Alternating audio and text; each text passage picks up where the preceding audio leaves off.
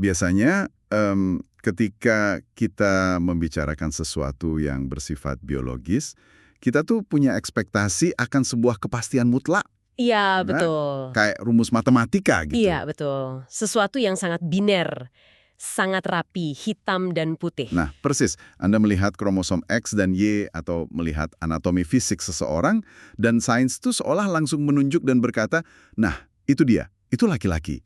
Kodenya sudah jelas. Tapi tentu saja manusia pada dasarnya memang menyukai hal-hal yang bisa dikategorikan dengan mudah kan, dimasukkan ke kotak-kotak konseptual yang permanen. Betul. Tapi kemudian, realitas sosial menampar kita. Mikroskop dan buku teks biologi itu ternyata sama sekali nggak cukup untuk menjelaskan mengapa ekspektasi terhadap seorang laki-laki di tahun 50-an sangat berbeda dengan tahun 2020-an. Iya, karena memang ada banyak faktor lain yang bermain di luar biologi itu sendiri. Nah, makanya. Dan untuk Anda yang mendengarkan saat ini, bersiaplah.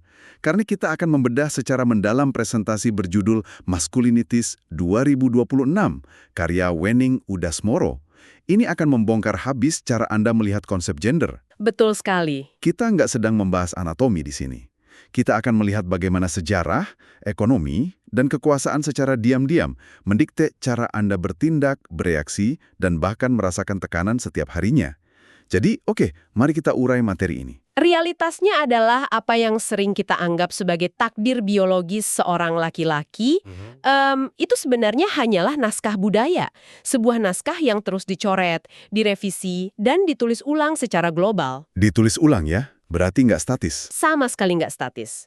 Dan yang menarik, proses penulisan ulang ini seringkali lahir dari sebuah krisis. Krisis.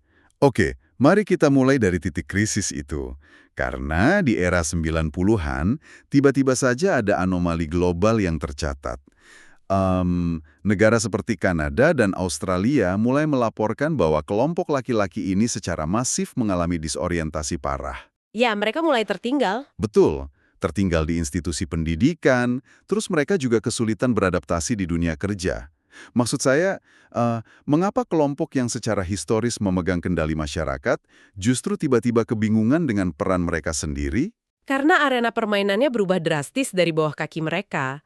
Selama berabad-abad, identitas utama laki-laki itu kan dibangun di atas otot dan industri fisik, menjadi pencari nafkah tunggal di pabrik atau di lapangan. Maskulinitas tradisional lah ya. Laki-laki di negara-negara tersebut kehilangan panggung tradisional mereka kan? Dan sistem pendidikan pada masa itu mungkin belum menyiapkan mereka untuk transisi ini. Betul. Dan yang sangat memukau di sini adalah bagaimana gerakan sosial tidak pernah terjadi di ruang hampa. Ketika peran satu gender berubah, dalam hal ini perempuan, peran gender lain secara otomatis harus dievaluasi ulang. Ini memicu perbincangan luas di media tentang men and boys. Menarik. Dan ada satu detail dari materi kita yang bikin saya agak bingung awalnya. Ada argumen bahwa disorientasi laki-laki di tahun 90-an ini sebenarnya dipicu oleh gerakan feminis dari era 70-an. Ya, ada jeda 2 dekade di sana. Nah, itu dia. Tunggu dulu. 20 tahun. Bukannya kalau ada pergeseran sosial yang masif, riaknya langsung terasa saat itu juga. Mengapa ada jeda waktu yang begitu lama? Itu karena kita berbicara tentang siklus generasi. Gerakan feminis tahun 70-an itu kan mengubah kebijakan, membuka pintu bagi perempuan untuk masuk ke dunia kerja dan pendidikan tinggi secara masif. Oke. Tapi, dampak psikologis dan sosiologisnya pada laki-laki baru benar-benar meledak ketika, nah perhatikan ini, ketika anak-anak laki-laki yang dibesarkan di era 70-an itu memasuki usia dewasa di tahun 90-an. Wah, masuk akal. Mereka tiba-tiba berada di pasar kerja dan rumah tangga di mana perempuan sudah sangat mandiri secara finansial. Tepat sekali. Laki-laki generasi ini nggak bisa lagi menggunakan cara ayah atau kakek mereka dalam membangun relasi atau rumah tangga. Cara lama itu sudah nggak relevan. Ini ibarat hukum fisika aksi-reaksi. Gerakan feminis tahun 70-an itu seperti batu besar yang dilempar ke kolam dan 20 tahun kemudian riaknya baru sampai ke tepi tempat para laki-laki berdiri, memaksa mereka untuk ikut menyesuaikan postur tubuh. Analogi yang sangat pas. Anda nggak bisa menahan ombak itu. Bahkan di Amerika Serikat pada tahun 90-an, kebingungan ini melahirkan dua gerakan laki-laki skala besar yang mencoba mencari tahu, kalau saya bukan lagi satu-satunya pencari nafkah yang dominan, lalu apa identitas saya? Apa nilai saya sebagai laki-laki? Mereka mencari jalan keluar dari kebingungan itu. Ya. Dan yang paling mengejutkan saya adalah bagaimana ombak ini juga menghantam Jepang. Maksud saya, kita tahu Jepang itu punya citra salaryman yang sangat kaku kan? Ya, ayah yang bekerja sampai larut malam, sangat hierarkis. Betul, nyaris nggak pernah ada di rumah. Tapi kemudian, di respons global ini disebutkan bahwa media Jepang tiba-tiba ramai menormalisasi laki-laki yang mengasuh anak. Bagaimana budaya patriarki yang begitu tebal di sana bisa tiba-tiba berputar arah? Jawabannya sederhana, tekanan ekonomi. Selalu soal ekonomi ya. Tentu, ketika gelembung ekonomi Jepang pecah, modal satu pencari nafkah itu udah nggak lagi realistis untuk bertahan hidup di kota-kota besar. Perempuan harus bekerja. Konsekuensi logisnya, laki-laki harus pulang lebih awal dan ikut berbagi peran mengurus anak. Oh wow, jadi media Jepang mulai mengubah citra laki-laki karena terpaksa oleh keadaan. Bisa dibilang begitu, media memoles realitas ekonomi ini menjadi sebuah idealisme baru tentang ayah modern. Negara membutuhkan laki-laki untuk mempertanyakan maskulinitas tradisional Jepang dan beradaptasi agar struktur keluarga nggak runtuh. Ini terjadi di mana-mana, dari riset di Skandinavia sampai konferensi di Chili. Jadi kalau definisi laki-laki sejati ini terus bergeser tergantung pada krisis ekonomi dan zaman, kita butuh kerangka kerja untuk mengerti apa sebenarnya yang diubah. Sebenarnya apa sih yang kita sebut sebagai maskulinitas itu? Nah, pemikiran itu membawa kita pada kerangka yang diajukan oleh R.W. Connell. Connell mematahkan mitos biologis ini secara definitif. Ia mengusulkan bahwa maskulinitas itu bukan sekedar soal biologi, melainkan sebuah posisi di dalam tatanan gender. Tatanan gender yang dibentuk oleh masyarakat ya? Betul, dibentuk oleh sejarah, sosial, budaya, dan institusi. Masyarakat memolakan laki-laki untuk harus selalu berani, kuat, keras, rasional. Sifat-sifat ini dipelihara begitu lama sampai kita mengira itu bawaan lahir. Disinilah bagian yang sangat menarik. Berarti ekspektasi masyarakat itu ibarat seragam sekolah standar. Ada seragam utama yang oleh Connell disebut sebagai hegemonic masculinities.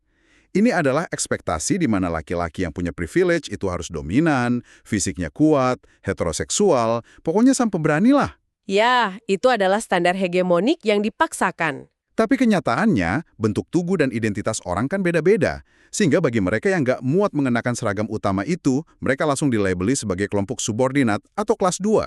Betul sekali. Dan jika kita hubungkan ini dengan gambaran besarnya, bayangkan implikasinya. Institusi sosial secara agresif memaksa seragam ini.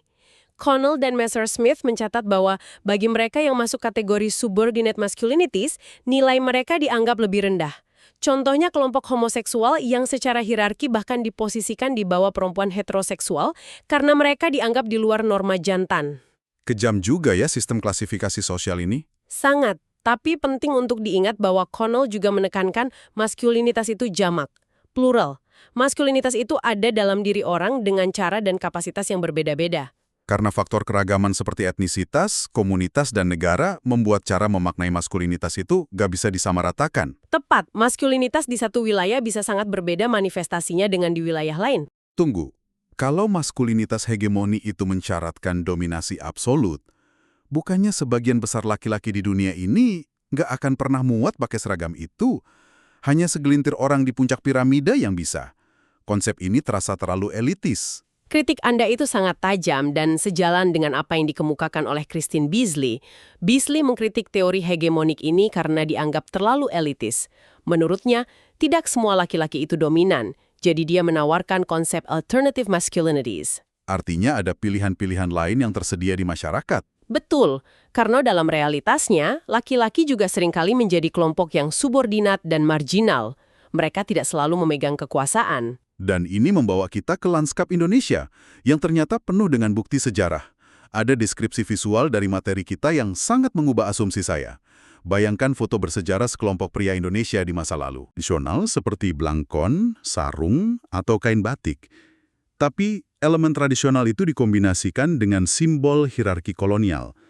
Ada jas gaya Eropa, dan sosok di tengahnya menggenggam pedang. Coba Anda analisis, apa makna dari persilangan budaya dalam visual tersebut? Bagi saya, ini adalah perwujudan visual dari konstruksi maskulinitas yang dibentuk oleh persilangan budaya dan kekuasaan sejarah. Tubuh-tubuh lokal ini tahu bahwa mereka ditekan, jadi mereka mengadopsi simbol hegemonik penjajah untuk terlihat berkuasa. Betul, itu adalah strategi negosiasi identitas di bawah bayang-bayang penjajahan. Tapi ada visual kedua yang menunjukkan realitas marginalisasi yang lebih brutal. Iya. Foto barak atau penjara kolonial itu. Di situ digambarkan pria kulit putih, entah penjajah atau penjaga, berdiri tegak mengawasi. Sementara pria-pria lokal duduk bertelanjang dada di lantai bawah dan ranjang kayu yang sempit. Kekuasaan memiliki dampak nyata pada tubuh. Maskulinitas hegemonik di sini terlihat sangat jelas pada kekuasaan tentara masa kolonial. Melihat foto penjara kolonial itu benar-benar mengubah perspektif saya. Biasanya kan kita berasumsi laki-laki itu selalu berada di puncak piramida kekuasaan, mengendalikan segalanya. Padahal kenyataannya tidak selalu begitu, kan? Sama sekali enggak. Foto itu membuktikan bahwa laki-laki juga bisa ditekan, tubuh mereka dikendalikan, dan dipenjara oleh maskulinitas hegemonik dari laki-laki lain yang lebih berkuasa. Apakah ini yang dimaksud Beasley dengan konsep hegemonik yang terlalu elitis tadi? Anda menangkapnya dengan sempurna. Kekuasaan militeristik kolonial mengeksploitasi tubuh laki-laki yang dianggap subordinat. Kekerasan polisi di penjara pada masa itu mayoritas diarahkan langsung ke tubuh laki-laki lokal. Dan ini membuktikan bahwa gender order bisa sangat menindas laki-laki itu sendiri. Mereka dilucuti dari kekuasaannya. Iya, dan yang mengerikan, ada strata maskulin yang kemudian memicu pelecehan di dalam penjara laki-laki itu sendiri. Karena mereka tertindas oleh penjaga, mereka mencoba menciptakan hierarki hegemonik mikro di antara sesama tahanan. Ini gila sih, penindasan berantai. Berarti tuntutan maskulinitas ini seringkali membawa laki-laki pada situasi yang penuh kekerasan ya. Sangat fatal. Dan ini mengarah pada krisis ekstrim di era modern. Dampak fatal dari ekspektasi ini sangat nyata di statistik hari ini. Kita melihat titik ekstrim kekerasan di mana laki-laki menjadi sangat rentan. Rentan pada penyakit tertentu juga kan? Karena mereka dilarang terlihat lemah atau mengeluh sakit. Tepat. Dan yang lebih parah adalah kerentanan terhadap kriminalitas ekstrim. Di Australia misalnya, ada masalah spesifik di mana laki-laki menjadi korban pembunuhan rumah tangga. Tunggu. Korban pembunuhan di dalam rumah mereka sendiri? Iya. Lalu di Amerika Serikat, angkanya sangat tinggi untuk laki-laki yang menjadi korban pembunuhan karena pusara narkoba dan konflik geng. Mereka terjebak dalam tuntutan untuk membuktikan kejantanan mereka melalui kekerasan jalanan. Karena mereka nggak punya akses ke kekuasaan ekonomi, jadi mereka pakai kekerasan sebagai alat untuk divalidasi sebagai laki-laki. Menyedihkan sekali. Sangat menyedihkan. Karena ekspektasi hegemonik itu pada akhirnya membunuh mereka sendiri. Tapi, untungnya ada titik balik dari semua ini. Nah, ini yang bikin saya agak lega. Di tahun 97, ada konferensi UNESCO di Norwegia. Mereka secara khusus membahas peran laki-laki dalam peace building atau pembangunan perdamaian. Ya, itu adalah momen pergeseran paradigma yang sangat penting. Maksud saya, mengubah citra laki-laki dari mesin kekerasan menjadi agen perdamaian itu langkah yang masif. Dan ini juga terlihat penerapannya. Contohnya inisiatif perdamaian di Aceh, kan? Betul, Kunz, Mirtinen, dan Udas Moro dalam riset mereka di tahun 2018 menegaskan hal ini. Mereka menawarkan konsep bahwa maskulinitas itu tidak harus selalu bersifat hegemonik militeristik. Jadi bisa ada alternatif lain yang tetap punya pengaruh kuat. Ya, maskulinitas bisa bersifat non-violen atau tanpa kekerasan yang justru digunakan untuk deeskalasi konflik. Ini disebut sebagai non-violent hegemonic masculinities. Sebuah maskulinitas yang tetap dominan dan berkuasa, tapi tanpa perlu angkat senjata. Persis. Dan contoh yang paling menarik dari sumber materi kita tentang ini ada di panggung politik global. Contoh tentang Presiden Spanyol itu ya. Dan sebagai catatan penting untuk Anda yang mendengarkan, kami menyampaikan contoh ini secara sepenuhnya netral. Ini hanyalah studi kasus murni dari sumber materi untuk menggambarkan konsep tanpa memihak secara politik. Tentu. Jadi, Presiden Spanyol ini menolak negaranya dijadikan basis militer Amerika Serikat, dan ia juga menolak untuk terlibat dalam perang antara AS, Israel, dan Iran. Ini menarik. Jadi, apa arti dari semua ini? Selama berabad-abad, kekuatan laki-laki itu kan selalu disimbolkan dengan pedang, tembakan, atau senjata fisik. Tapi sekarang, melalui inisiatif perdamaian dan keputusan tanpa kekerasan, seperti yang dicontohkan tadi, kita melihat sesuatu yang beda. Sesuatu yang mendobrak tradisi masa lalu. Betul. Kita melihat bahwa kekuatan terbesar seorang laki-laki itu bisa berupa kemampuannya untuk menaruh pedang tersebut, dan justru memilih duduk di meja perundingan. Dan hal ini memunculkan pertanyaan penting tentang identitas.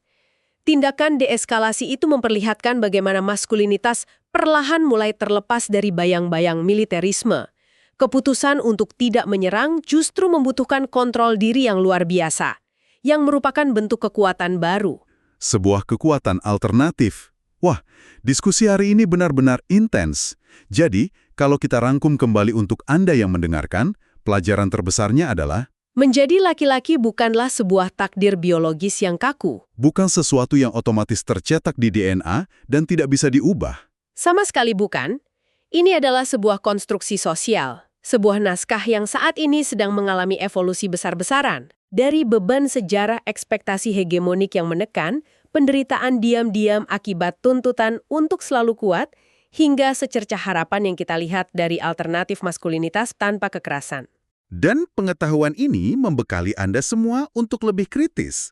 Mulai sekarang, saat Anda melihat interaksi sosial, Anda bisa lebih peka melihat struktur yang sedang bekerja di balik layar. Ya, melihat mengapa seseorang bertindak dengan cara tertentu, seringkali karena tekanan sistem gender tersebut. Tepat.